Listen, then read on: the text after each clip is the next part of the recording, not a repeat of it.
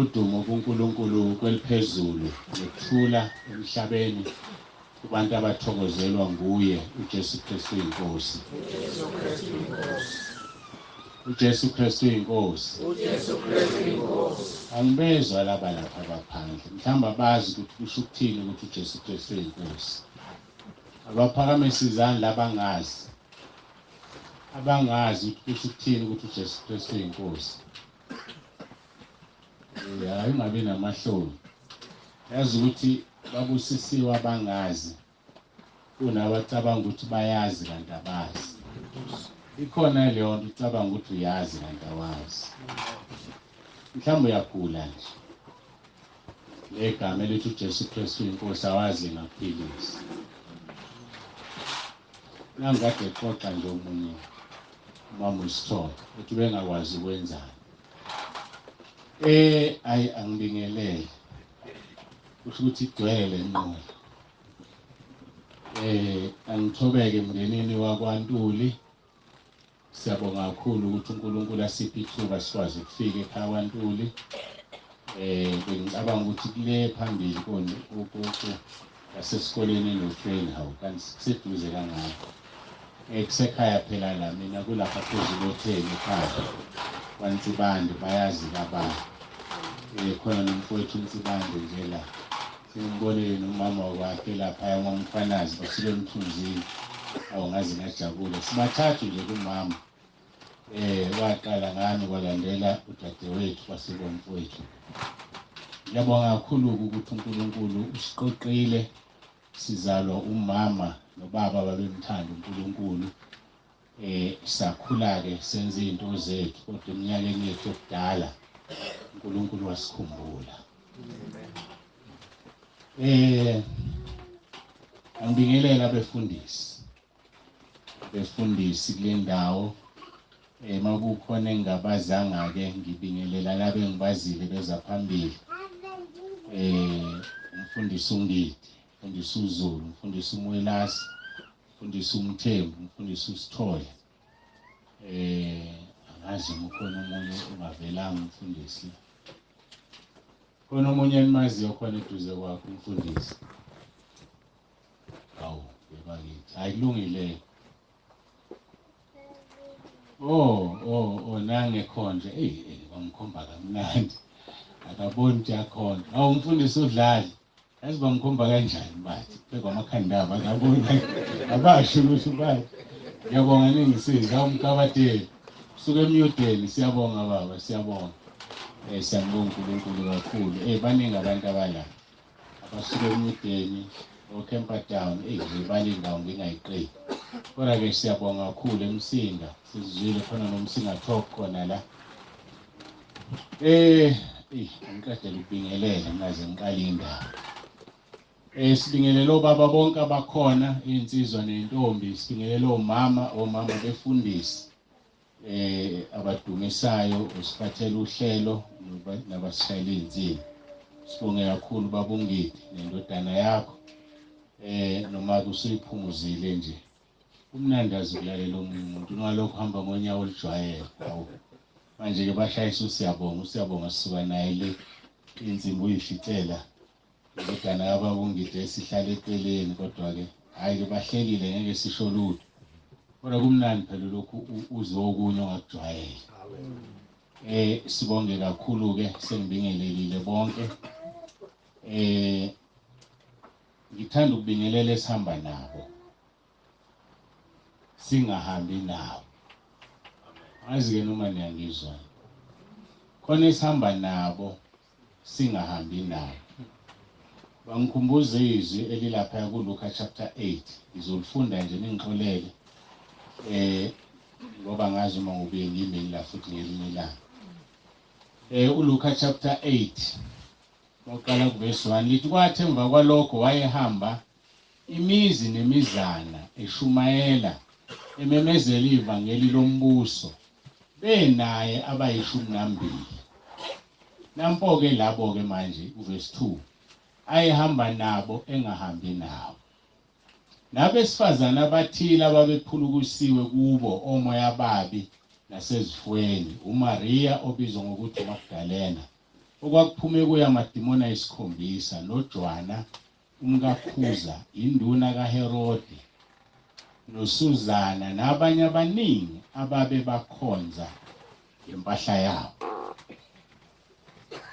Njengoba ngithi-ke sihamba nabo singahambi nabo, laba abantu abasuka kude nondawo kwamaphumulo, yilaba abantu esengibabonile ngabajwayela, ngabona ukuthi bayathanda ukuthi lapho ngikhona babe khona, kodwa ngingekhona ukuthi bathanda mina, kodwa bathanda lo Jesu engimphethe. Yikho ngithi sihamba nabo singahambi nabo, ngoba senginothisile ukuthi noma yikuphi lapho ngikhona, omunye ushilo khona la wathi ubethakezi, wasekuthiwa lesi sikhathi osinqumele sona kusaphila niwena. Wayekhona eMsinga, sisengqongeni, ekhona eMyudeni, indawo eningi esihambayo umbone eseqhamuka uDudu. So yikho ngithi-ke kunabantu esihamba nabo singahambi nabo, ngiyababingelela, uNkulunkulu anibusise.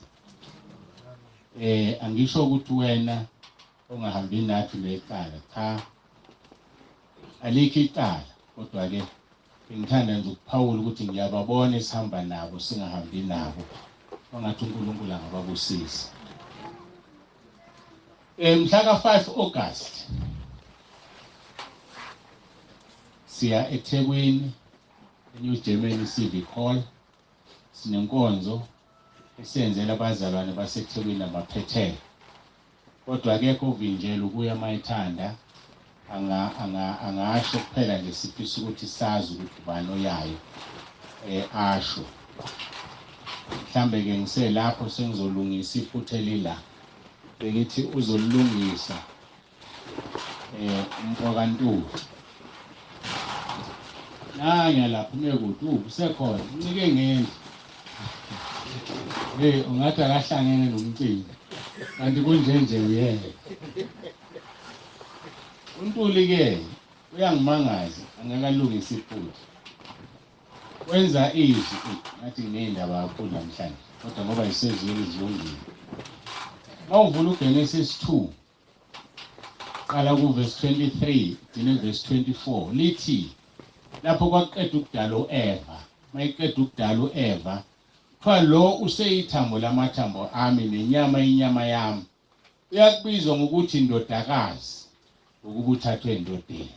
Nangokuverse 24, ngalokho indoda yakushiya uyise nonina, inamathele kumkayo, bayakuba nyamanye. NgokweBhayibheli indoda kufanele ishiye uyise nonina, inamathele kubani? Kumkayo. NgokwesiZulu okuphambene neBhayibheli kufanele unkosikazi ashiye uyise nonina, anamathele endodeni ibe ikubo. Nayibona ukuthi iphi into elungele lezi zinto ezimbili. Yazi nizothuka eBhayibheli ngoba ningafuni ukuphambana nami. Cha inje lento ake siyibuke kahle. Ngiyadlula nje kuyona ngifuna ukukhuluma ngoNtuli. Inje lento le. Ifika ikhulu indodakazi yakhe ekhaya, ingane yakho angithi. Nomfana wakho wena okuzokushada kuwena naye ukhulu umfana wakhe angithi. Ibisisuka ingane yabantu ifike la ekhaya. Esikhundleni sokubiza oba inkosikazi sizoba ingane esibongweni esihle. Izokhula nini lengane? Izohakha nini umuzi wayo? Nalo mfana akakwazi kushaya umthetho la ngithi khona uyise. Ngiyabona ukuthi ngesizulu siyona kodwa senze ingane zingakhuli. Akasuka intombazane kubo iyoqala umuzi wayo nomfana aphume kubo ayoqala umuzi wakhe bakhule phela. Oze kushona ubaba la ekhaya kube ima ingane ishaya imithetho. Intombazane izofika ibona into ethize ithi yasetha afika umama. Ubani otheshinta kanje kanje kukwami la. Lo muntu uyingane la isuka khona uzoba ingane futhi la kodwa useshadile. Lithi iBhayibheli ke ngalokho indoda yawushuyise nonini namathele kumkayo bayobanyamayo. uNtuli ke kade sazana naye usiyabona. Engibiza ngobaba. Mele washada ke nengane yakwaZulu. Engibiza ngomkhulu. Naye usengibiza ngomkhulu. Okungukuthi usenamathele kubani umkakhe. Esikhundleni ukuthi ipromote ingane yakwaZulu izothi nami baba ithi imile yona kulokho ekushoyo. Ushintshe yena naye sengumkhulu kuyena. Indaba yami yakuthi ngiyidlalele kahle. Yesu. Bese ngiqhubeka ke nento zami la. Ngithe ngiyalungisa. Inamba ebhalela kwiprogram i-wrong. Uma ufuna ukuba ilunga lasekhaya lezwi, kumele uthathe ipeni nephepha ke silungisele namba. I-wrong ngoba uzosuka WhatsApp-ele kule number bese ubasenkingeni. 064 953 u6 akekho khona u5 esikhundleni sika 6 bese zicorrect ke zonke ezinye inkinga nje u6 uyana. 064 953 2148. So asilungise khona abazothanda ukungena ekhaya lezwi. Bathanda ukuthola inkonzo ku WhatsApp. Sekhulumile omunye wathi khuluma ngekhaya lezwi. Abanye abalazi ikhaya lezwi. Ake sikuchazeke kancane. Ikhaya lezwi igroup leka WhatsApp uNkulunkulu wathi ngivule ngo2020 kufika iCovid. Ngayiqala ke ngabantu abancane njengamanje abantu bo5200. Ilela sebebaningi ngayo. Awuboni yini wena ukuthi kuyiphutha kuwe ukuthi wena ulona ilunga uma kungena abantu abango3 years abantu bo5200 kushuthi ikhona into enhle abantu abayitholayo. Wena ke osele ngabe uyazibheka ukuthi hayibo ngisele mina ngoba kwenze njani. Ngiyazi abanye bane attitude embi ngoWhatsApp. Kodwa ke ku WhatsApp into enhle uthola izinto ezithandayo afani no YouTube no Facebook ubona izinto ongayithandi. Ziyatholakala ke nalezi inkonzo ku Facebook uqolo ku YouTube ngiyaxolisa. Zitholakala ku YouTube. Mhlambe kusasa noma ntambama uzokungayithola ku YouTube kodwa ke ikhona njengamanje kuyarekhodwa la nakho konke okwenzakele ukufakaza abebebingelela. Ihleka lento engifuna ukuyisho nabe bekhala la bazongena ku WhatsApp. Yazi ukuthi bebekhalelana abanye abazi uphawu lokuthi kunomoya ongcwele. Uphawu lokuthi kunomoya ongcwele. Vula uJohn 16 kanti ngizoshumayela nini vele. Ngalokho ngivulisa abantu amabhayibheli. Namangazi. Mawuvula uJohn 16 qala ku verse 7. Uthi uJesu kodwa mina ngimtshela iqiniso lokuthi kunilungele ukuba ngimuke. Ukuba uma ngingamuki umduduzi kayokuza kini kepha uma ngimuka ngiyakumthumela kini. Verse 8. lapho esefikile yena uyakuqondisa izwe ngesono nangokulunga nangokwahluleka. Yilento eyenzeka la. Mayisefikile umoya ongcwele uyoqondisa izwe ngesono nangokulunga nangokwahluleka. Yabona abantu abakhala la, abakhali ngoba kubuhlungu, bakhala ngoba umduduzi abakhalisa, bakhalisa ukuthi izihlobo zabo aziba-understand, ukuthi khona lento asebeyitholile abafisa ukuthi nabo bayithole, edala ukuthi bangabe besahlanganyela nabo emsebenzini wokuncane. Umoya ongcwele sekhona uqondisa izwe ngesono, yilento eyenzeka la. Makungasakhalwa ebandleni, lingasenzeki izwe likhezekile ukuthi izana abesifazane besililo bazokhala, amehlo ethu agcwale inyembezi, usuke umoya ongcwele engasekho. Ayike bengidlula. Ngicabanga ukuthi mhlawumbe bengifisa ukusho sengikushilo. Hayi angisho nokuthi kusasa siyabe. Khona laba abafuna ukusibulala bezosithola kahle basilayinele. Sizani uzohamba ulokhu usaba ukuthi uzobulawa basiphuthumise ezulwini. Ngithe ngo-5 August eNew Germany Civic Hall. Kusasa sisebhamshela. Yangifundisa usithola ukhona la noma umfundisi. Nabazalwane ahamba nabo bangithobisa kakhulu abazalwane. Ngiyamthanda bobaba bami basebhamshela. uNkulunkulu anibusise. Sebhamshela kusasa. Bese kuthi ke inkonzo zomama mhla ka-11 kuya ku-13 August. Bezimemezele engazisho manje. Mhlambe ngicabanga ukuthi ke kufanele ke sulungele ukuthi siye enkonzweni. Ngicabanga ukuthi konke mhlambe besingakusho singakusho. So mawubona umzalwane emphambili efikelwa izinyembezi ezenjabulo ezikamoya ongcwele ziyaduduzwa, kodwa okwenzekayo akumnandi empilweni yakhe, kubuhlungu ngoba izihlobo zakhe zegazi, kodwa manje usethola ezintsha zasezulwini. Mawushe umsebenzi yonke imihla ngisela, angisho mayele zona ezinkosi, khona gothi mangiqeda sengelizwa igama, ngokuthi yebo Nkosi nangumelana. Sizovula amabhayibheli ethu kwabase Filipi chapter 1. Ngingakafundi ngizoguqa mkhuleko. Akekho ophoqiwe ukuthi aguqe. Akekho ophoqiwe. Ngiyathanda ngoba la abukho utshani. Sibonakala ngombala thina siguqile amabhuku angcolile. Siguqela inkosi yethu ngoba siyayithanda.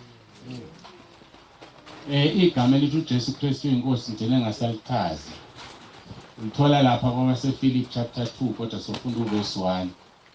Chapter 2 verse 11 wakhona lithi nezilimi zonke zivume ukuthi uJesu Kristu inkosi, kube inkazimulo kuNkulunkulu.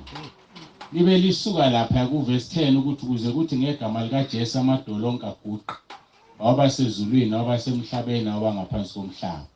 Uthi umbuzo wami, yini wena uphatha igama lika Jesu kodwa ungaliguqeli? Umuthi uJesu uyamthanda, kudalwa yini ungaguqi? Ubuka inhlabathi le okuyinyama yakho inhlabathi, kodwa umphefumulo wakho usazoma phambi kwakhe, uphendule. Usaba inhlabathi lo uzoyithwala ngesifuba ngelinye ilanga, lothathathwe kuyo. Isimanga lesi. So leli gama ke siguqisa ngala amadolo ezulwini, ingilosi nje masilibiza ziyakhothama ziguqa. Amadimoni emhlabeni ngaphansi komhlaba yakhothama guqa. Ngakho ke olibizayo naye akaguqa, ukuze yonke imimoya iguqele masithi uJesu Kristu inkosi. Hayi asiphoqi umuntu, guqa ngoba uthanda. Nathi kwathi wasiguqa, sasingazange savele saguqa, kodwa ngoba izathu sokuguqa siyasazi, sinamahloni ngokuguqa. Ake siguqe sikhuleke.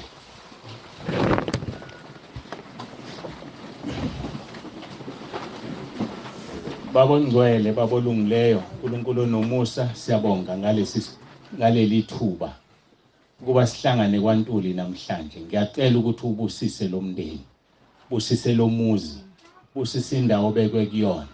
Shilo ezwini lakho uthi lapho sinyathela khona ngamathe ezinyawo zethu siyayidla le ndawo sidlela wena. Qalekisa amademoni, imimoya amandla obumnyama, biyela leli khaya ngomlilo wasezulwini kuze kube usuku obalanda ngala abantwana bakho. Siyabonga Nkosi, isibusiso sakho masihlale khona. Shilo kwiZaga 10 verse 22 wathi isibusiso sakho siyacebisa wenezela usizi kuso. Siyacela ke uNkulunkulu wethu onomusa ukuba uhlale.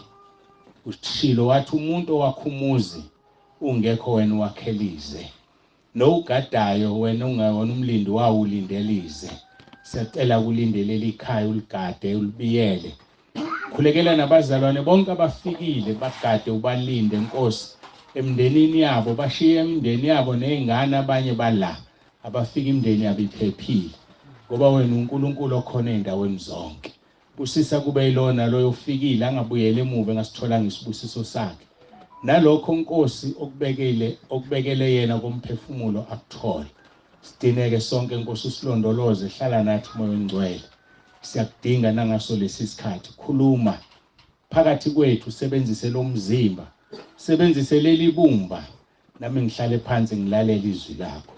Siyabonga namanje ngakho konke osenzele khona kusisizwe lakho ngoJesu Kristu inkosi ephilayo. uJesu Kristu inkosi. Amen. Ngizomxolela ke bazalwane, angazi nginalento lesilungu kuthiwa running nose. Nginamafinyila nje amaningi ngalokho eqhamuka. Usabela ukuthi athe encane ithishu kunenkulu lapha emotweni. Futhi from time to time ngizolokhu ngiyenza lento ningixolele bazalwane. Ngixolisa manje wabe ngiguqile nje aseyaqhamuka.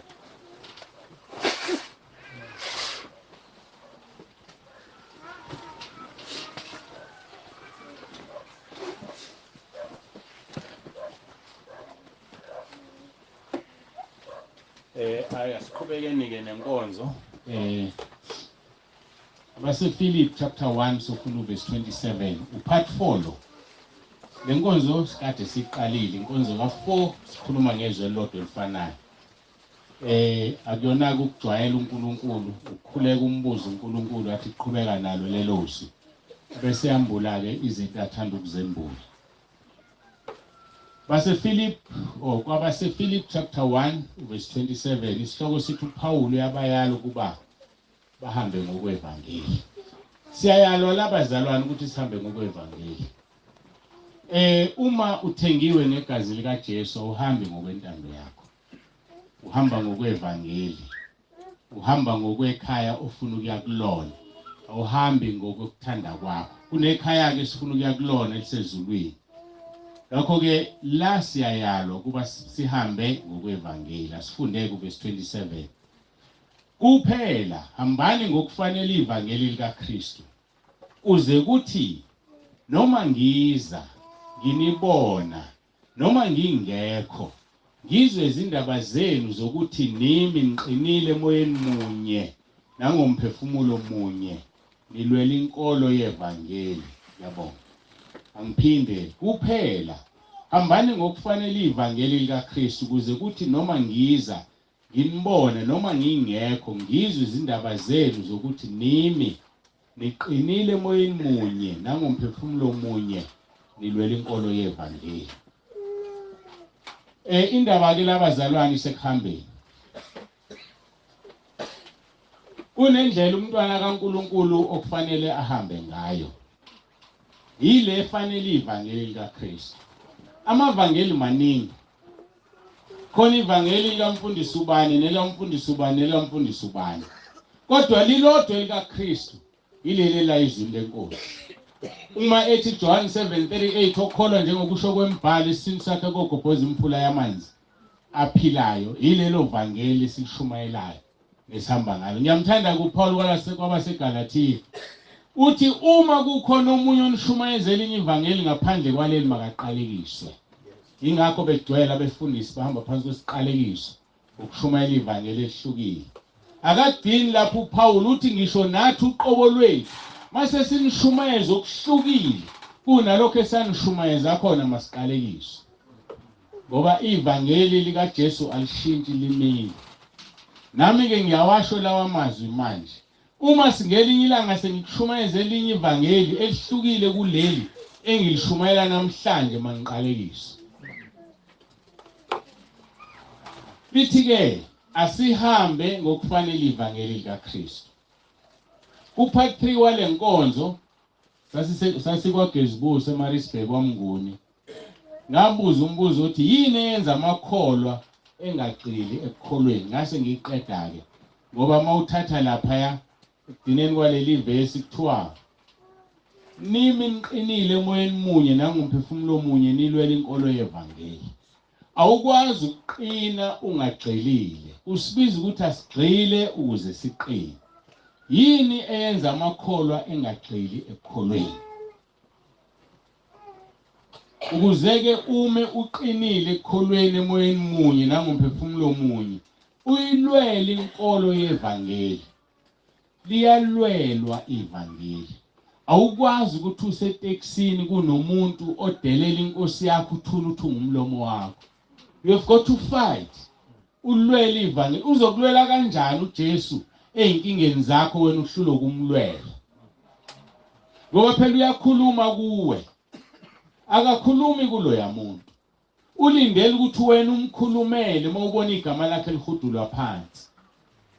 Wadina nini ukulwela inkolo yeVangeli? Abanye ke baze balingeke. Ahleke nje umuntu.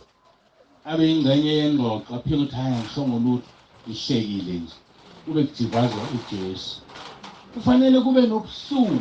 Kufanele kube nento oyizwayo ngoba ulwela inkolo yeVangeli lika Kristu. Ukuze naye akulwele izimpi zakho.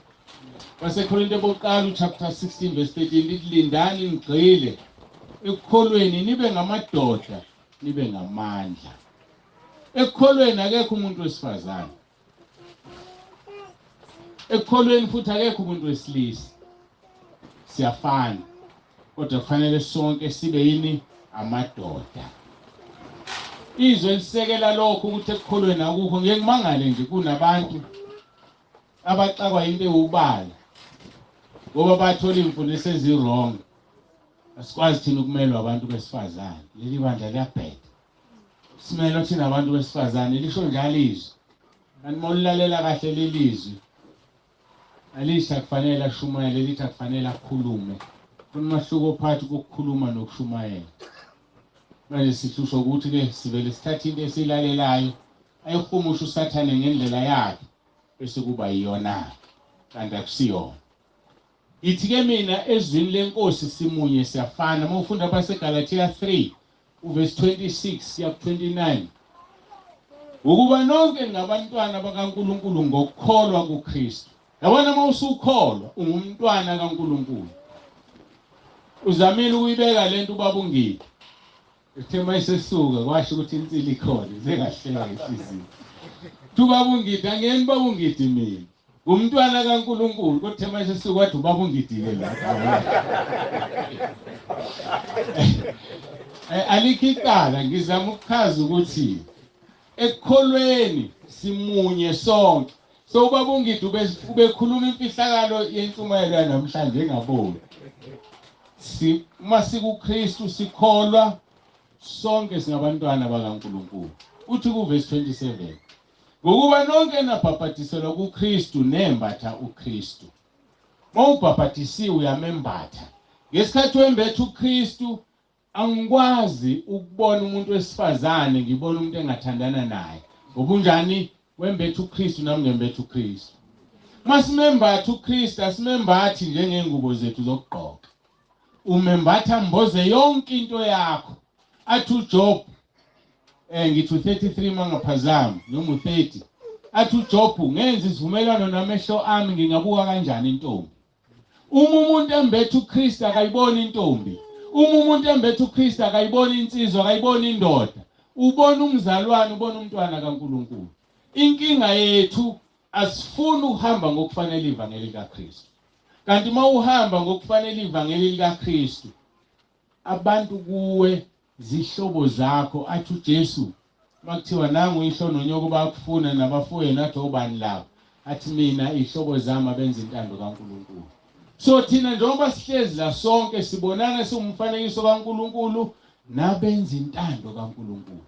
Kodwa mawusudlula lapho ususenkingeni. Athi umpostoli Paul angiyukwazi okunye phakathi kwenu ngaphandle kaKristu obethelweyo. So asizifuni izindaba ezinezusiza ezulwini, kodwa sifuna uKristu kuphela obethelwe. Lithi ke ngokuba nonke nabhaphathiselwa kuKristu nembatha uKristu. Akukho umJuda nomGreki, akukho oboshiweyo nokhululiweyo, akakho owesilisa nowesifazane, ngokuba nina nonke nimunye uKristu Jesu. Kepha uma ningaba kaKristu seniyinzalo kaAbraham, izindlalifa ngokwesethembiso. Abesethu verse 7 kaGalatia 3 yazini ukuthi abokholwa ibona abangamadodana kaAbraham. So mawuhlangana nomuntu ekudelela ngaphela sebesidelela, wena ukhonza umlungu uJesu, uphatheka ungaphatheka. Galatia 3 verse 7 ithi abokholwa abangamadodana kaAbraham. So thina njengoba siyakholwa emphefumulweni wethu singamadodana kaAbraham. Uma uJesu wafika wangena esikhumbeni somlungu, singabelungu ngaphakathi. Hayi ngoba umlungu engcono, ungangizwa kabi. Banezono bayisikhogweni babengahlanzwe igazi likaJesu. Kodwa ngenzela ukuthi uma umuntu ekudelela ethi ukhonza umlungu, ukuthi akazi nawo umlungu obuyindodana kaAbraham. But siyadlula ekubeni ngabelungu, singabantwana bakaNkulunkulu. Ikhala kaJesu ungaphuma la phandle ubuka ilanga unje ethi ilanga limbala muntu. Ikhala kaJesu leyo. Ukhanya ngaphezulu kokukhanya kwelanga, akanawo umbala. Kwakuyimvilophi ayifika ngayo emhlabeni ukuthi afike ngoMaria wayumlungu. So asikhonza umlungu, sikhonza inkosi yethu uJesu Kristu ekhanya njengokukhanya kwelanga. Usibiza ukuthi ke sonke masibe ngcwele, sihambe ngokufanele iVangeli likaKristu. Theme yethu leyo, hamba ngokufanele iVangeli likaKristu. Yazi ukuthi uma ukholwa uyindodana kaAbraham. Amadodakazi awabalwa ngoba simunye kuKristu. Ungaphatheki kabi ukuthi awuyini kuthiwe yazini ukuthi abokholwa abangamadodana kaAbraham. Ingoba sonke kumoya singamadoda. Sonke kumoya lithi iBhayibheli asigcile sikholwe sibe ngamadoda. So lento yokuba owesilisa nowesifazane into yala emhlabeni uJesu ushilo wathi ngalezulwini akukho ukwendiselana, akukho ukushada, ayikho yonke lento iphelelayo. Ngimangaleke ngathi ngiqala isihloko esisha ngizosichaza, kodwa ngizodlula senze ngasafika. Ngimangale kunabantu angazi ukuthi umqondo uthini nokuthi bakuthathapi. Understand. Ngake ngasho eminyakeni embalwa edlule ngikhuluma ekhwezini. Akuvelanga noyedwa kunalokho bathi ngiwile. Uma ngithi angaze ngilithole ivesi elithi ibandla lingumakoti wewulu. Mina ngaze ngilithole. Nani ngiyangchallenge namhlanje. uJesu uqobo lwakhe uthi akekho wesilisa nowesifazane ezulwini. Kwenzeka kanjani ibandla libe umakoti? Ngoba immediate ukhuluma ngomakoti, ingqondo yagijima yakuphi? Ekulaleni. Ngoba kushadile. Ibandla lingumzimba kaJesu. Ibandla lingumzimba kaJesu. Uma uya kwisambulo kuyachaza ukuthiwa umakoti wewundlu ohlotshisiwe iJerusalem. It's a town, it's a city. Angiyeke indaba endeleyo ngixolise ngikuyithinta bese ngishiya kanje. Kodwa ke ngifuna ungilike homework, awulipheke nje iBhayibheli uthandaza ufuna igama elizothi ibandla umakoti wewundlu ngeke ulithole. Ibandla umzimba kaJesu. Jesu inhloko, thina siwumzimba. Manje mangabe lo mzimba uzoba umakoti wakhe, amagama abuhlungu lawo ngizowasho ukuthi uJesu uyayilala yena. Ayibazalana ke sifundeni iBhayibheli, sifunde ngqo, silithathe njengoba linjalo. Ibandla lingumzimba kaJesu. Akho umshado uJesu azowushada nebandla. Walinganisa ngesibonakaliso somshado la kwatholakala khona owayengayigqokile ingubo yomshado. Akashonga ukuthi into eyokwenzeka le. Angidluleke. La ke kuthiwa abokholwa abangamadodana kaAbraham. Ngoba akekho wesilisa nowesifazane ezulwini. Ngakho ke lindani nigxile ekukholweni nibe ngamadoda, nibe namandla. Lokhu kuzokwenza ukuthi senze itheme yenkonzo yanamhlanje elithi hambani ngokufanele iVangeli likaKristu. Lezi zinto ke ngathi zizenza umuntu aphazamiseke ekuhambeni ngokwevangeli kaKristu ngathi ziwu2 kule nkonzo yakwagezi kuseMaritzburg. Ngathi ukungabaza nokwesaba. Ukungabaza nokwesaba ngathi kuqeda uthando lokuthanda uNkulunkulu. Namhlanje ke ngifuna sibuke ukuthi lezi zinto zombili, ukungabaza nokwesaba, zenzani, yini enye eziqedayo ngaphandle kothando lukaNkulunkulu. Ngoba umzalwane ongabazayo usenkingeni. Lithi iBhayibheli ekaJakobe 1:5, ukhona yini ofuna ukuhlakanipha? Uma ekhona makacele kuNkulunkulu omupha umuntu engajakadi. Makacele kuNkulunkulu, uNkulunkulu uzokunika umutshela ngokungangabazi. Ukungabazi kona kusinika inkinga imikhuleko yethu ingaphenduli. Ukwesaba number 2 kwenza umuntu asabe ukwenza izinto zikaNkulunkulu. Ijabulile umama uNtuli esukuma la. Uthi uyaqala ukuma phambi kwabantu. Umama omdala okhule kangaka. Yindaba na kade esaba. Uphelile ukwesaba. Uma kufika uJesu enhlizweni kuyaphela ukwesaba. Mawufunda uFirst John chapter 4:18 lithi ukwesaba kunesijeziso. Ngoba owesabayo akaphelele. Umuntu owesabayo akaphelele othandweni. Ukungaphelele othandweni ukungaphelele uNkulunkulu ngoba uNkulunkulu uluthando. So ngakho ke uthando luqosha ukwesaba. Ngelinye ilanga uJesu behamba emkhunjini elele. Cishe begumbukelwa amanzi nomkhumbi bamvusa. Ulele Nkosi thina sicishe sifa. Uyawuthulisa umoya nolwandle uyababuza ukuthi yini nesabe kangaka? Yini nesaba? Umntwana kaNkulunkulu akesabe. Mawuzazi ukuthi esaba awuphelele. Zitinge uzifune khona into wrong kuwena. Kodwa ilula futhi isono, isono esenza umuntu angapheleli. Esonile Adam noEva benzani? Bahamba baqasha. Qahamuka uNkulunkulu, Adam uphina? Udlile nileso sithelo wathi ngidlile ngesaba ngaqasha. Ukwesaba nje kusho into eyodwa. You've sinned against God. So kufanele ubuyisane noNkulunkulu kuphela ukwesaba. Hayi kuyaphela ukwesaba. Yabona nje thina asinandaba nokufa ngoba sazi ukuthi ekhaya ezulwini siyophumula. Mawukusaba nje ukufa, yazi ukuthi une problem empilweni yakho. Ngifuna ngesilalele la, yini enye eqedwa ukungabaza nokwesaba. Le edala ukuthi ungahambi ngokufanele iVangeli likaKristu. Ngifisa silaleleke lento ngoba ngizozama ukuyichaza mhlawumbe ijulile. Ziwu3 lezi. Izwi, ukholwa, umkhuleko. Ukungabaza nokwesaba qeda izwi. Uthi uma ufunda iBhayibheli kuba ngathi ufunda inoveli. Ukungabaza nokwesaba qeda ukukholwa. Mawungasenakho ukukholwa usayezulwini. Ngaso sonke isikhathi uJesu wayephilisa umuntu, wayethi ukukholwa kwakho kukusindisile. Ngamanye amagama uJesu akakaze asindise umuntu. Umuntu uyisindisa yena ngokukholwa kwakhe.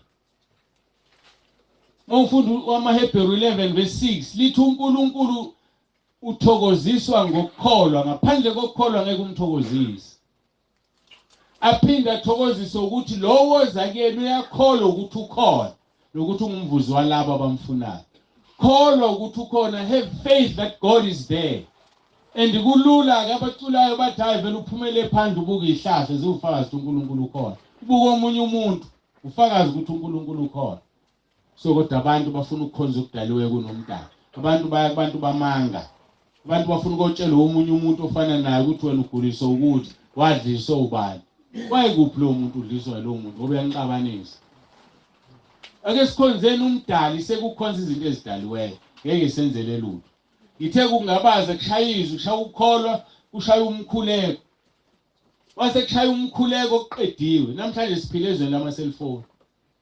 Umuntu uyahlanya ekhanda mayikhohla iselfone ekhaya noma bemephucile ngoba akasakwazi ukuxhumana nabantu. Umkhuleko uyiselfone oxhumana ngayo noNkulunkulu. So ukungabaza nokwesaba ushaya umkhuleko, ungasakwazi ukukhuleka. Uthi uma ukhuleka uvela uphathe ukuthonga uzume ukukhulekile. Uphaphama hawu kambe ngiguqile ngikhuleke. ulele. Ukwesaba kukhona nokungabaza kukhona. Liyini izwi? Mhlambe kubiza ukuthi understand izwi liyini. Izwi liyi-container. Liyi-container. Njengoba sikhuluma ngezwi nje la. Khona lento ephakathi esezwini okufanele uyibambe. Uma ungayibambanga uzophuma uthi inkonzo ibe mnandi. Uyashumayela unsibande, kanti cha kushumayela unsibande. Mabo ngizokahle ngithandaza ngihlezi phansi namla. Ngilalela kodwa khona lo sebenzisa lo mzimba. Ngakho ke izwi liyi-container liphethe khona lento eliyiphethe. Ukukholwa ngithe uJesu akaphilisanga muntu ngoba wayethi ukukholwa kwakho kukusindisile. Ukukholwa kwakho kuyi-oxygen. Umuntu akakwazi ukuphila ngaphandle kwe-oxygen. Umuntu mayiphefumula, unganikwa zoma imuphi umoya ongenayo oxygen uzofa. Uthathe lo moya uphuma emotweni, hlale emotweni abanye bayibulala kanjalo aqhume ihose pipe le pipe ngemuva ngene emotweni avala amawindi alilunguzisa. Oxygen ayikho lapho uyafa. So asiphili ngomoya, kodwa siphila ngomoya one-oxygen njengabantu ngikhuluma ngenyama. Nasekukholweni uphila nge-oxygen. I-oxygen ukholwa sihamba ngokukholwa. We walk by faith, not by sight. Hayi asihambe ngokubona, sihamba ngokukholwa. So uma ke ungabaza, unokungabaza nokwesaba, uSathane ushaya ukukholwa kwakho, ushaya i-oxygen. Awusakwazi ukuphila. Bese kuthi ke mangithi ke izwi liyi-container, izwi liphethe ukukholwa.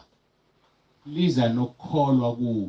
Ukwena ukuthi lento ekhulunywa la manje uyamukela ngokukholwa noma uyamukela ngane. Uma ungayamukeli ngokukholwa uzofa ngoba uyithola oxygen kamoya. Umkhuleko uyinhliziyo, the heart kamoya, umkhuleko. Uma usushaya kumkhuleko usho ukuthi i-heartbeat ayisekho isiphelile. Kufanele ube umzalwane okhulekayo, ungabali ukuthi ukhuleka kangaka. Khuleke noma ngasiphi isikhathi umoya kaNkulunkulu mayethi ukhuleka. Ake silaleleke lento isezwini ebengichaza ngithi izwi li-oxygen ukukholwa. Ngithe izwi liyi-container, ukukholwa kuyi-oxygen, umkhuleko inhliziyo. Base Roma 10 verse 14 kuya ku-17, 14 no-7 lithi kepha bayokhuleka kanjani kuye bengakholwanga. Bayokhuleka kanjani bengakholwanga, uverse 14 lo. So ngamanye amagama ukwazi ukukhuleka i-oxygen ingekho. Ayikwazi ukusebenza inhliziyo i-oxygen ingekho. So abantu bazokhuleka kanjani bengakholwa. Sayizwa ke lonto. Bese lithi bayokholwa kanjani abangezwanga ngaye. Uzokholwa kanjani ungezwanga? So kusho ukuthi njengoba uyezwa manje ngoJesu, i-container ephethe ukukholwa phakathi. Lokhu ukukholwa okufanele kukuvuselele uhambe yokhuleka. Ngoba uma ungasakhuleki usho ukuthi wena uyithole oxygen. Uma ungayitholi oxygen ingoba usalithola izwi elikuphathele oxygen. Asiphinde uRoma 10 verse 14. Kepha bayokhuleka kanjani kuye abangakholwanga na? Bayokholwa kanjani abangezwanga ngaye? Bayozwa kanjani kungekho oshumayelayo? Kufanele kube nomuntu okhuluma izwi ukuze abantu benze njani? Balizwe. Ngoba ngeke balizwe singashumayeli. Abanye phakathi kwethu la babizela ukushumayela kodwa kade babebaleka. Uzobaleka kuze kube nini? Abanye bathi ngisasebenza Nkosi, cela ungibekezelele, ngane zami isencane. Labantu abayisikhogweni ufanele baphendule wena bophenduka nini? Uyazelula insuku zabo, ubelule zakho. Sizoba senkingeni masifika phambi kaNkulunkulu. Khonjiswa abantu bebheke esikhogweni. Athi uNkulunkulu ngangidalile maphakadeni bophenduka ukushumayela wena. Awushumayelanga. Ngakho balandele. Follow them. Balandele ungayidlanga izona. Ungafebanga, ungaphinganga, ungantshontshanga. Ngoba kuphela kunegazi uNkulunkulu alibuza esandleni sakho. Abanye abadalela ukushumayela ngomlomo, lokushumayela ngenkambo yakho. Injani impilo oyiphilayo? Uyahamba ngokufanele iVangeli.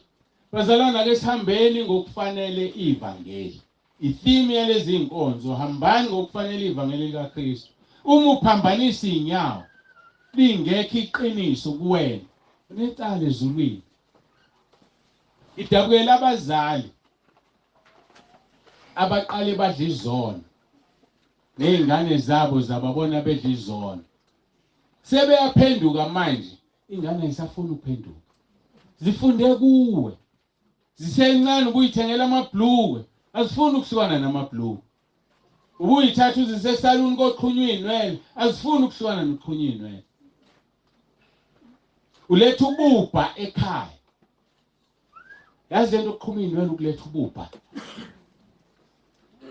Mhlawumbe uhlupheka nje lezi inwele wayifaka la ekhaya.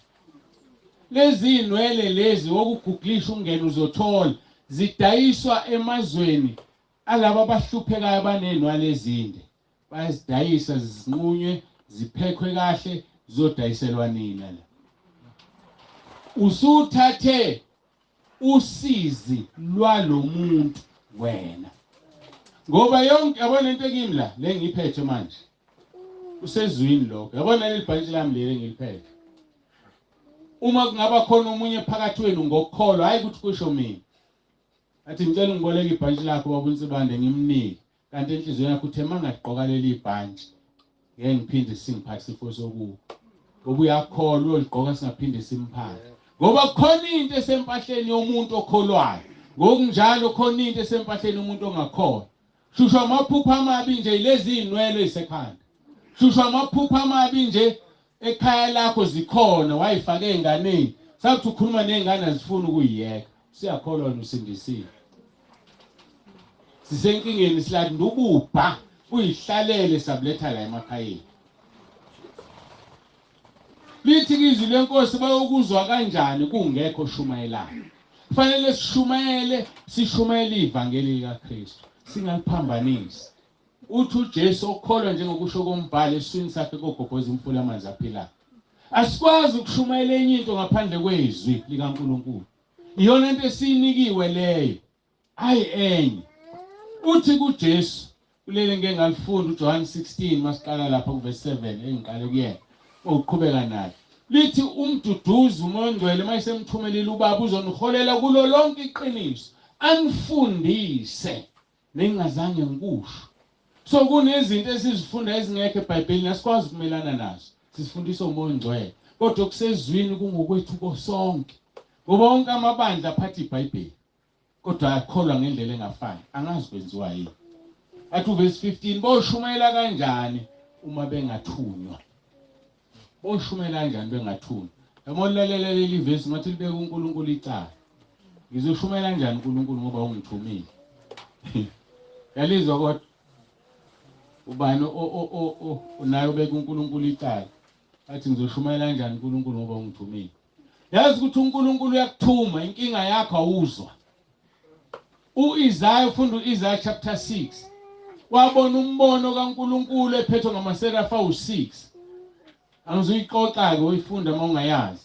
Wakhala uIsaiah wathi maye kimi ngokuba ngibonile uJehova. Nginezindebe ezingcolile ngihlezi phakathi kwabantu abazindebe ezingcolile. Wenzani? Wayivuma izono zabo. Lezi abantu abangafuni ukuyivuma namhlanje. Ngitshela indoda kaNkulunkulu eyodwa eBhayibhelini engavuma ngizono esetshenziswa uNkulunkulu. Wavuma izono zakhe kwathi ngihlezi phakathi kwabantu abazindebe ezingcolile nezami ezingcolile. uNkulunkulu wathumela lodwa lamaserafi lathabatha ilahle elivuthayo ealtare ngodlawo lafela libeke emlonyeni wakhe lathi sithethelele izono. Ufunde kahle mayiqeda nje ukuthi sithethelele izono uthi wezwizwi lithi siyothuma ubani oyokusiyela na. Owami kumbuza uthi lalikhona lelizwi noma laliveli noma laqhamuka ngoba sesithethelele izono. Noma ngabe lalivele likhona lokho kusho ukuthi wayengalizwe ngoba wayenezono. Noma lamalingekho laqhamuka ngoba sethethelele izono. So awukwazi ukusola uNkulunkulu ukuthi akangithumile. Uzokuthuma kanjani ungageziwe? Uzokuthuma kanjani ungahlanziwe izono zakho? Vuma izono khona uzothunywa. Ngoba uma uthunywa unezono uzohamba ufafaza izono zakho. Yikho sinabafundisi abambelana nabafazi babantu mithisa ingane zabantu.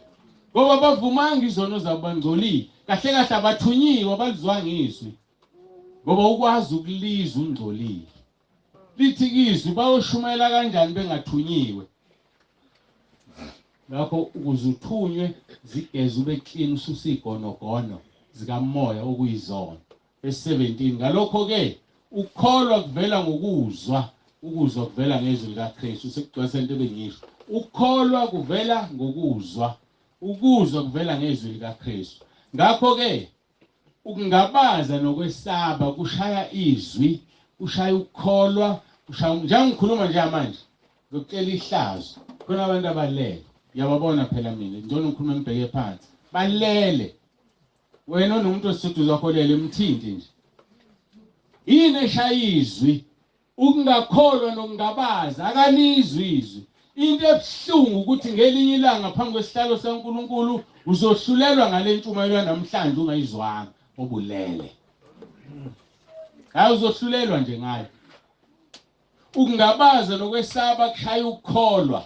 Uthi ukukholwa kuvela ngokuzwa izwi likaKristu. Awukholwa njengoba ulalela izwi likaKristu ulele kumanje. Uzokhuleka kanjani ntambama? Noma yini uthi uyakhuleka, uzokhuleka uNkulunkulu angakuphendula, uzokuphendula kanjani? Ngoba umkhuleko phela uyinhliziyo. Umkhuleko uswele i-oxygen. Le-oxygen ewukholo. Akakwazi ukuphendula uNkulunkulu. Oxygen ayikho. Ngoba ungabe i-container ye-oxygen okuyizwi likaNkulunkulu. Kodwa usuke ekhaya, usukela ukuze enkonzweni. Kodwa njengamanje ulalela amadimoni akulalisile. Ngakho-ke ukuze uhambe ngokufanele iVangeli likaKristu, udinga izwi ukuze ukholwe. Udinga ukukholwa ukuze ukhuleke. Umkhuleko inhliziyo yokukholwayo. Ungabaza nokwesaba ulwa nezwi nokukholwa nomkhuleko. Ngazi-ke mawuqabene nalezi zinto zosizo ubani. Uma kusulizwile izwi lenze, osiyami uJesu yakhala ngabantu abalizwayo bengalenzi. Uthi umuntu olizwayo ongalenzi, Matthew chapter 7 verse 21, uqhubeka wehla ufaniswa nendoda eyakhe indlayo phezu kwesihlabathi. Olizwayo ongalenzi, kodwa olizwayo alenzi ufaniswa nendoda eyakhe indlayo phezu kwedwala. Lelo dwala elinguJesu. Angingeni ngifuna ukuqila lapho. uJakobe 1 verse 22 lithi ibani ngabalenzayo izwi, ningabi ngabalizwayo kuphela nizikhohlisa. Uyazikhohlisa umuntu. Hayi aphume nje kubantu abangakho. Ngiyakholwa mina. Ngesonto mina ngesontweni. Kusasa nje sivuka semasontweni. Ngomsombuluko sibuyele empilweni endala besiyenza. Lithini izwi namhlanje? Lithi hamba ngokufanele iVangeli likaKristu. Uzibuze ukuthi impilo oyiphilayo ilifanele yini iVangeli likaKristu? Uyahamba ngokufanele iVangeli likaKristu. Uhamba kanjani ngokufanele iVangeli likaKristu? Ake sibuke nje abase-Efesu 4. Ngiyacabanga ukuthi masiqede ukubuka bona ngeke sibaqede futhi sobe sizivala inkonzo. Ngoba phela ekugcineni kufanele sazi ukuthi uhamba kanjani. Ngakho ngisho ngifakaze enkosini uverse 17 ngithi ningabe nisahamba njengalokhu kuhamba bezizwe ebuzeni bengqondo yabo. Njengoba sihlezi la siyalizwa izwi likaNkulunkulu. Abasekhaya lezwi balizwa zonke izinsuku izwi likaNkulunkulu. Bese kumangalisa umuntu ahambe njengalokhu kuhamba bezizwe in their naked mind, ebuzeni bengqondo, ingqondo ize. Wena yakho ingqondo ayikhoze, uyezwa, uyafunda, uyakhula, kodwa uhamba njengabantu abangazi lutho. Lento engeke eqaleni ukuthi khona abantu abangazi ukuthi abazi. Kanti kungcono uphumela obala mongazi. So musuhamba njengomuntu onengqondo engazi. Kanti uyazi wena yazi imiso kaNkulunkulu. Ngoba uNkulunkulu lidalile izulu lapho. Walenzela thina sonke. Wasidala isihoko wasenzela uSathane nengilosi zakhe. Inkinga enkulu asifuni ukuyezulwini. Khumbula uMkhize owafa ngoLesihlanu ngo4 wabuya ngomgqibelo ngabo2. Ngithumele lo VN lo voice note abantu banayo. Uthi uMkhize esekhishwe esihogweni eselandela lelizwi ebheke ezulwini. Uthi wakungathi uhamba phezulu komatrasi kuyathofozela kumnandi, inhlabathi yakho ayiqinile. Bese lithiza uyayibona leli dolobho elihle. uNkulunkulu anilungiselele lona eningalifuni nemhlabeni. Anilifuni izulu kodwa nilazi. Nilandela usathane olaziyo uqoshiwe, wena uqoshiwe ezulwini. Kodwa wenza izinto ezikusesihogweni. Bazalwana ke siphendukeni simkhonze uNkulunkulu.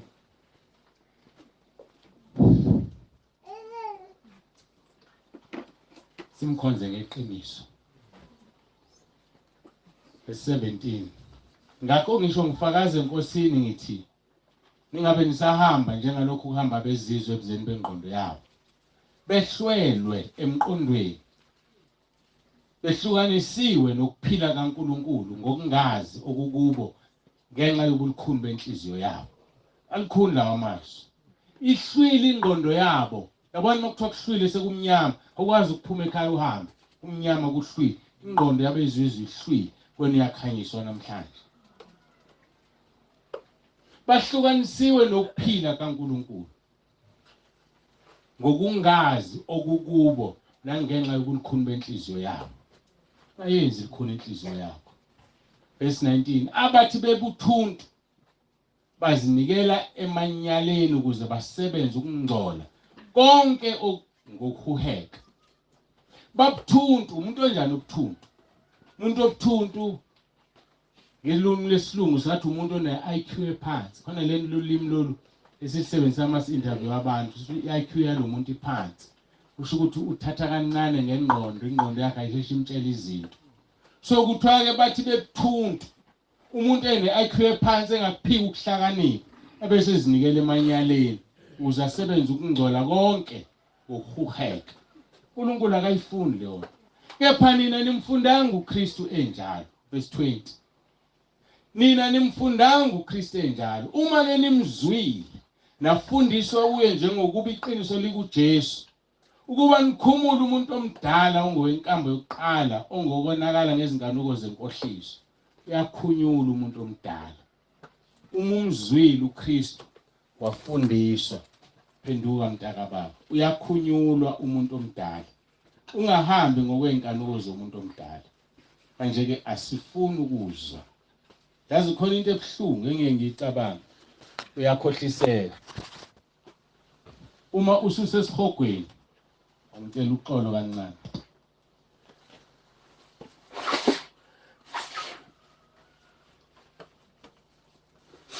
Ngixolele. Sengiyakhuluma kanti angizuzwakala. Uma ususesihogweni, ubuhlungu uyobuzwa wedwa.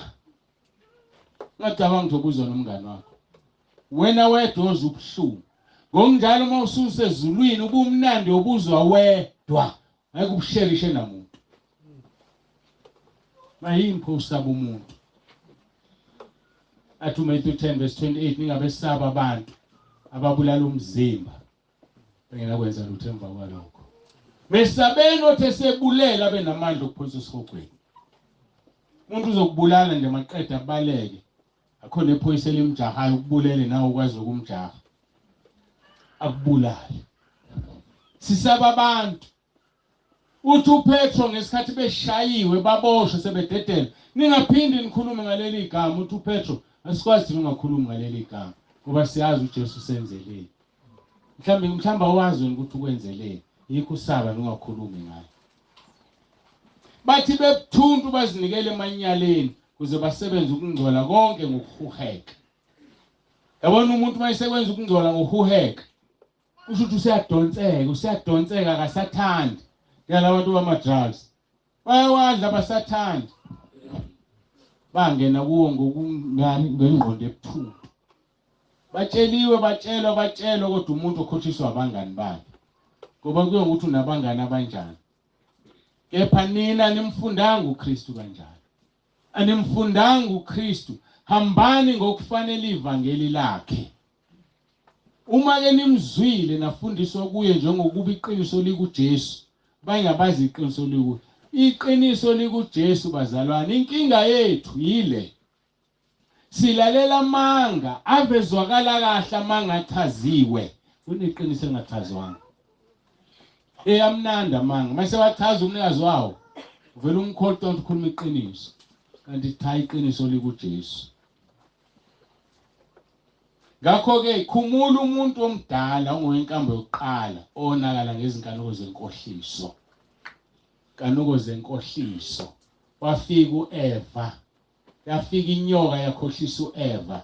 Eva wakhohlisa indoda yakhe. Ngempakamo nje ukuphakama. Ngoba abantu ave bekuthanda ukuphakama. Abantu bazithanda izikhundla. Ithi inyoka ngempela uNkulunkulu ushilo yini ukuthi ningadli kulomuntu. Uthi uEva yebo ushilo wathi singadli sofa nokufa. Ithi inyoka ngeke nife ubone ukuthi nizofana naye. Ngoba I-understand ikhulunywa ngokufa komphefumulo. Ukuhlukana komuntu noNkulunkulu ukuphuma komuntu ensimini yase-Edeni. Inyoka I-understand uSathane. Usiyakuthatha noEva. Ngoba yahlupho uEva.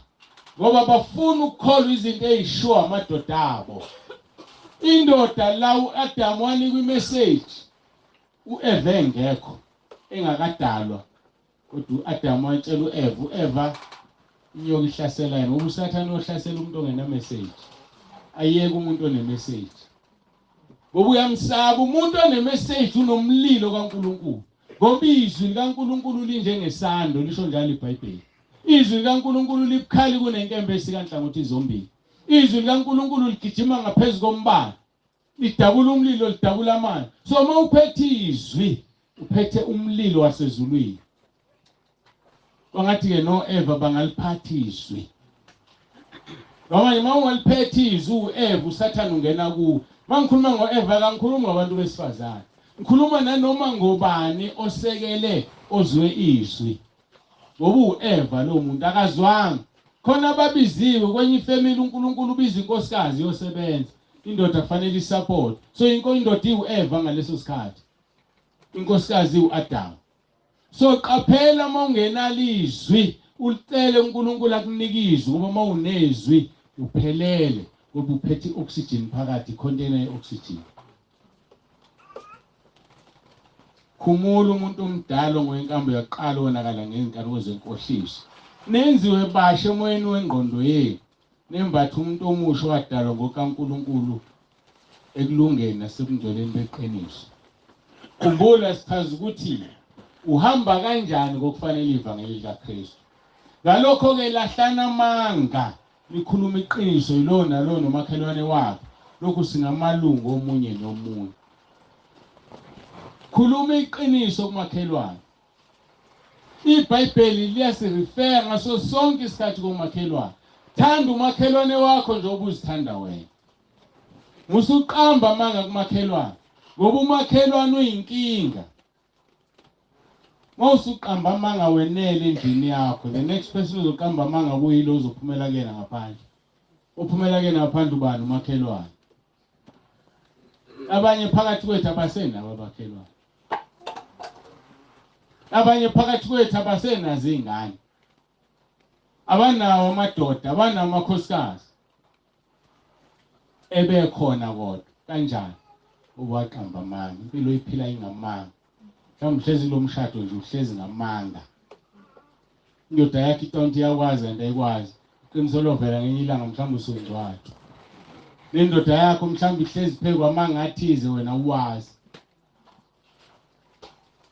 Amanga awukubulala. Mawuqamba amanga kumuntu okwazi ukuthi usumbulela ufanele ukhiphe isibhamu amdubula wafa. Usho njalo uJesu. Phinde la verse 25 bese ngichaza uJesu ukuthi uthini.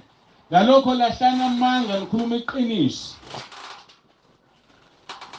Yilona lona umakhelwane wakhe lokhu singamalungu omunye komunye. Uthi kuJesu John 8 verse 44. Nina ningabaka ihlu uSathane. Nithanda ukwenza izinganeko zikayihlo. Yena wayengumbulali wabantu kwasekuqaleni. Akeme eqinisweni ngokuba likho iqiniso kuye. Umuntu ongeme eqinisweni ungumbulali wabantu. Anganiphele ilento elisho izwi wafike waqamba amanga wathi ngeke nife idlani. Wababulala uAdamu noEva ngoba wabahlonza noNkulunkulu baphuma ensimini yase-Edeni.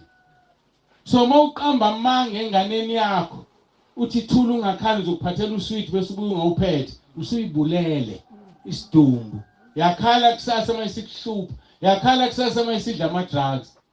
Kanti wayibulala incane no 4 years 5 years wathi uzoyiphathela ukuthi awuyiphathelanga.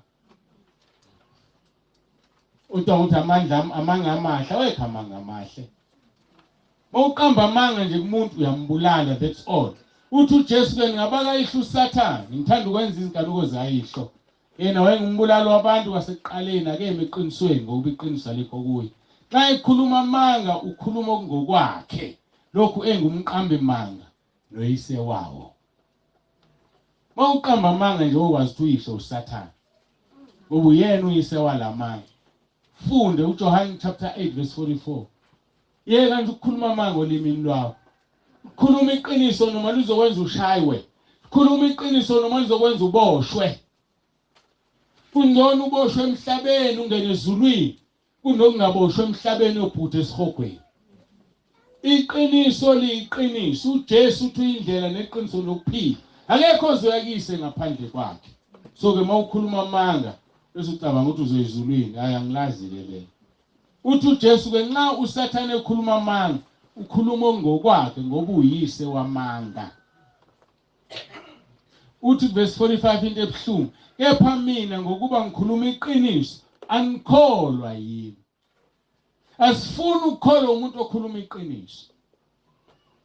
Nabefundisi bethu babhizi bakhuluma izinto ezingelona iqiniso ngoba babona abazalwane bazohamba. Bayeke bahambe uye ezulwini nomuntu oyedwa kunokuya esihogweni nenqwaba ngoba ubalela ukukhuluma iqiniso. Abalikhuluma iqiniso abafuna iminikelo, abalikhuluma iqiniso abafuna ukuphila kahle, okwesikhashana ukuphila kahle emhlabeni. Izwi lenkosi lithi usuku olulodwa ezulwini lulingana neminyaka e-1000. So iminyaka e-1000 emhlabeni ubani uphila 1000 akekho. Ezulwini sokusuku olulodwa. Njengoba sithi 2000 years uJesu abethelwe esiphambanweni, ngokwasezulwini is only 2 days uJesu ebetheliwe. Only 2 days. Cabanga ke inguna phakadusha. Laba bantu akade bafa ngesikhathi soshaka bebhuda esihogweni ngama 18th century or noma kuthiwa 19th century baphi njengamanje. Basasha bayakhala. Inguna phakade ayikaqala.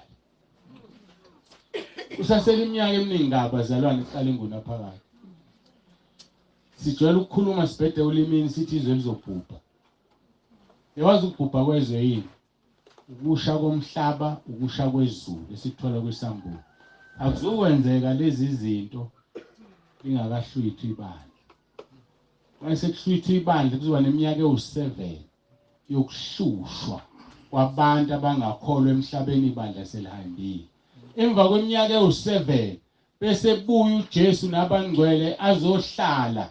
Ikhona indawo kuZakhariya chapter 14 ezofika ahlale khona abuse emhlabeni iminyaka e-1000. Esabusa nje. Emva kwalo 1000 kuzoqhamuka isihlalo sokwahlulela sehlezulwini. Uzohlulelwa. Yabona ukuthi sekudela ukubhubha kwezwe, ayonto yamanje le. Into ezokwenzeka manje ukuhlwithwa kwebandla mawusalile ngiyakudabukela. Into engenzeka noma yinini ukuhlwithwa kwebandla. Kodwa ukubhubha komhlaba into ekude ngendlela ongazoyibona.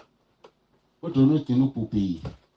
So bese sisemhlabeni omusha nezulu elisha. Sathane esihogweni ukona kobe kungasekho lapho. Thina sobe sesiupriest bobukhosi bukaNkulunkulu. Sihlezi naye. Awuthanda ukuhlala naye. Hamba ngokufanele iVangeli likaKristu. Sesifikile emaphethelweni enkonzo ngizovula ithuba. Abantu bathi bamfuna uJesu. Engimshumayelayo. Basukume manje. Ngikhuleke nabo abaseRoma 10:9. Abantu abathi bamfuna uJesu ngikhuluma ngayo.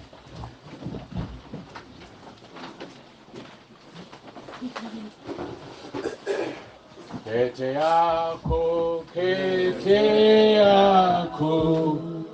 obindlela kete yako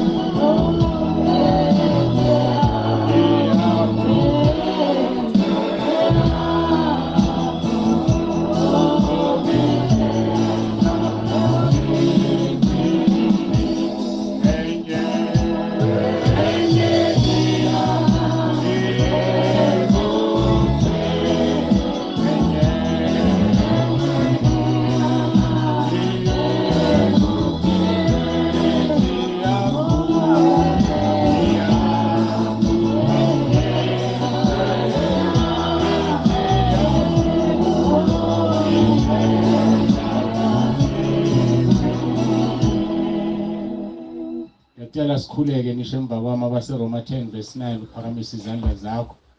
Wena ohlezi phansi ungasukumile ungazikhathazi ngokusho abaseRoma 10. Ngoba sikhonza uNkulunkulu obonayo, uyabona ukuthi lobu ungasukumile nje. Usaba abantu kodwa uzwilizwi. Uzokhuleka uhlezi phansi ngeke awuze umkhuleko wakho. Sukumake. Sikhuleka abaseRoma 10 verse 9. Masiqale. Nkosi Jesu.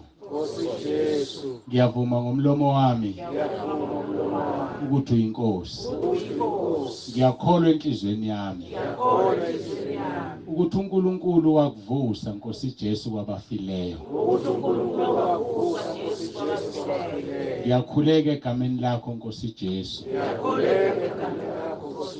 ukuba ungisindise. Usathana ngimfuni. Amadimona ngiwafuni. Ngiyacela Nkosi Jesu uphathe impilo yami. Ungikhulule emandleni kaSathane. Ungilondoloze Nkosi. Uzungivuse ngosuku lokugcina. Ngiyabonga egameni lakho Nkosi Jesu.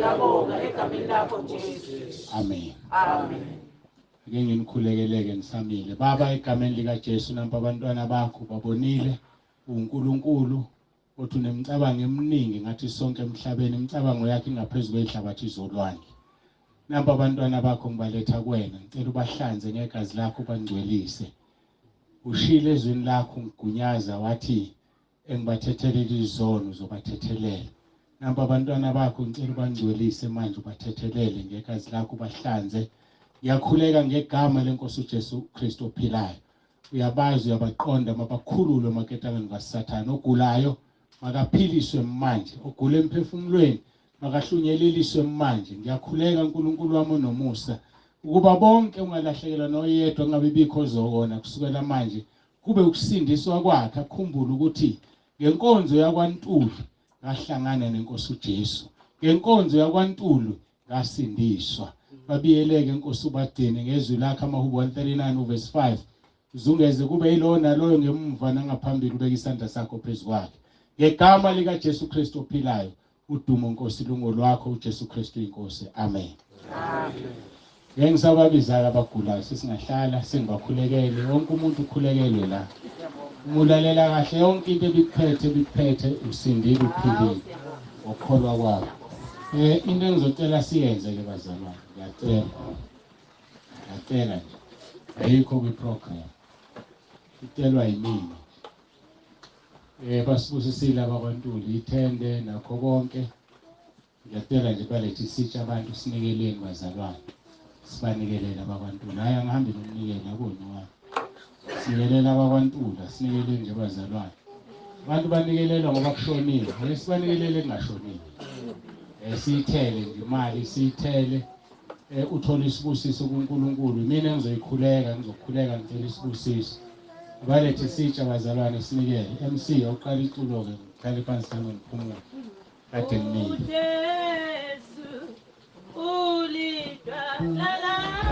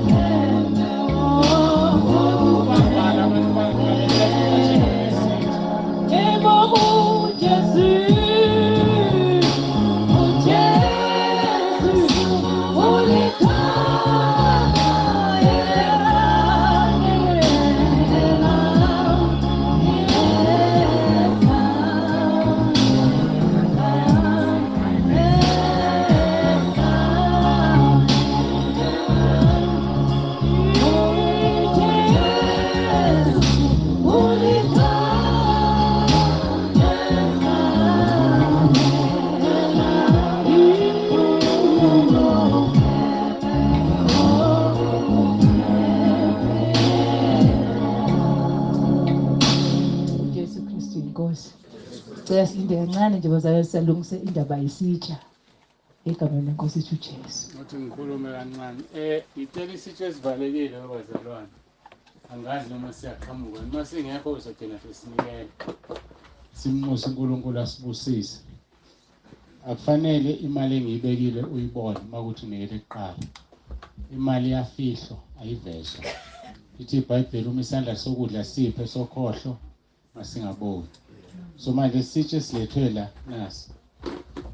Sinikele isitsheni sinje. Isitsha ngizothi mangiqale ngabeka imali ongilandelayo ngaboni ngibeka imali. Uze ngibusiswe ezulwini. Uze nophethe u10 angathuswa abantu abakhipha u200 rand. Abese sibone emncane kanti uNkulunkulu mkhulu. Awuyiphathi imali uyiveze obala uyayifihla. Siyezwana bazalwane. Awuyishintshe imali esitsheni somnikelo. Uma uno100 rand ufuna unikela ngo50 rand yeka. Uma ufuna ukushintsha ayishintshwa ngoba uzothatha usizo lwabantu. Omunye ukhipha imali yakhe yokugcina akazolala edleni. Ukuthatha wona ushintsha ngayo sokuwena ozolala ungadlile adle. Nakho babona sokungcono. Yabona? Usekuzanyiwe. Sesokuphosa imali ungaboni. Noma ungayifita imali uyibone kodwa uzokwazi ukuthi beke obani. Angithi? Ufuna nibusiseke bazalwane. Emabandleni asifundiswa le. Udlala ama-JJ nama-JD. JJ ne-JD ngeke kwenza ubusiseke. Ngoba ithi mayisimnikeliwe kuthiwa ama-JJ akhipha imali engaka. Ama-JJ simenyezela, mayamenyezelwa sisekho isibusiso. Aqhamuka omunye aphethe imali enkulu, athi siyabahlula ngale mali. Kudlala umdlalo nje. Yikho uNkulunkulu wathi indlame yokukhuleka, wathi uJesu indlu kaBaba yokukhuleka. Yini nishintshelana imali kuyona? Ake senzeni izwi. Athi imali yakho uyifihle, uyami nje la ngiyifihlile, ngizoyifaka la manje. Angifuni ungilandelayo ayibone. Mayibonile kuyibone ngeshwake, akukho nami ngizokwenza ngoba sititela ngaso lesitsha. Uze nophethe u5 rand noma uphethe u10 cent. uNkulunkulu uzobenikele kakhulu, angaphatheki kabuhlungu. Sifuna isibusiso soNkulunkulu hayi la kwaNtuli. Siyamsana bazalwane. Sinikeleni ke qala itulo ke umphathi ohlelo. Konda yekhaya